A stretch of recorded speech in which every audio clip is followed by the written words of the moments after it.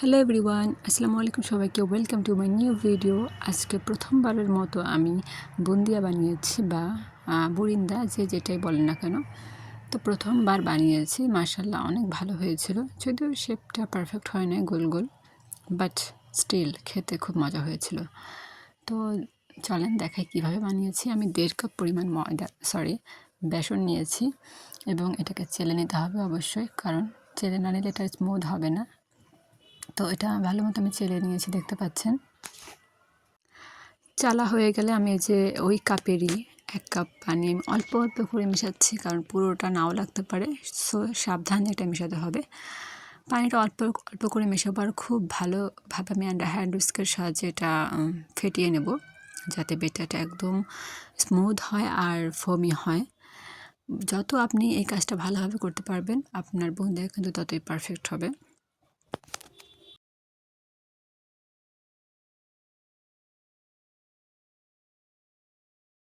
তো ভালো মতো বেটারটা আমি গুলিয়ে নিয়েছি। মোটামুটি একটু ঘন কনসিস্টেন্সি থাকতে হবে, নাহলে কিন্তু পারফেক্ট হবে না বেশি পাতলা হলে।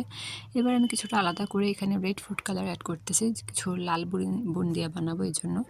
আপনি চাইলে নাও করতে পারেন, কালার না দিলেও কিন্তু টেস্ট একই আসবে। তো আমি দেখার সৌন্দর্যের জন্য করতেছি।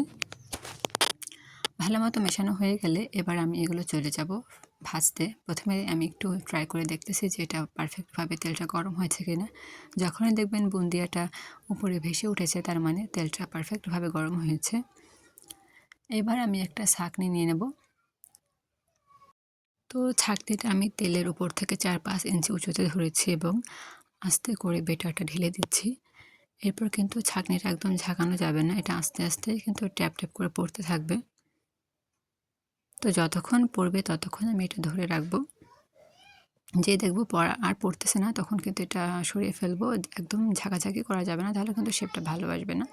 তো আমারটা একটু পাতলা হয়েছিল বেটারটা, যার কারণে দেখতে পাচ্ছেন প্রথমে একটু বেশি করে মানে এক জায়গায় দলা পেকে গেছে, পরে কিন্তু ভালোভাবে পড়ছিল। তো প্রথমবার বানিয়েছি, সেই হিসেবে শেপটা অতটা ভালো হয় নাই।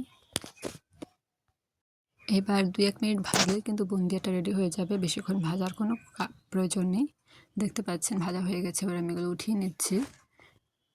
প্রত্যেকবার ছাঁকনি দিয়ে আপনি যখন বেটারটা তেলের মধ্যে দেবেন, সাথে সাথেই কিন্তু ওই ছাঁকনিটা ধুয়ে আবার পরিষ্কার করে নেবেন, ভালোভাবে মুছে নেবেন দ্বিতীয়বার দেওয়ার জন্য।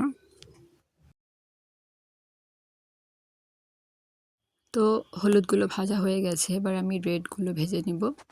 একইভাবে আমি ছাঁকনিটা পরিষ্কার করে নিয়েছি এবং কিছুটা বেটার ঢেলে দিয়েছি এবং আস্তে আস্তে এটা পড়তেছে।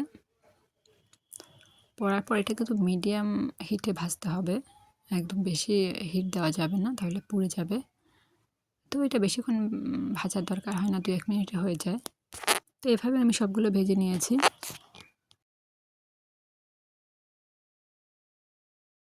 এবার শিরা বানানোর জন্য আমি এখানে 1 কাপ চিনি নিয়েছি।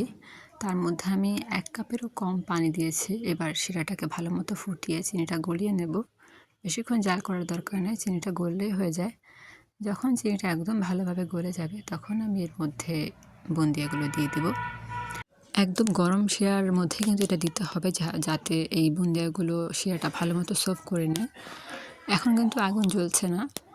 এবার আমি কিছুক্ষণ নাড়াচাড়া করে এটা ঢেকে দেব। প্রায় 1 ঘন্টা এটা ঢেকে রাখতে হবে।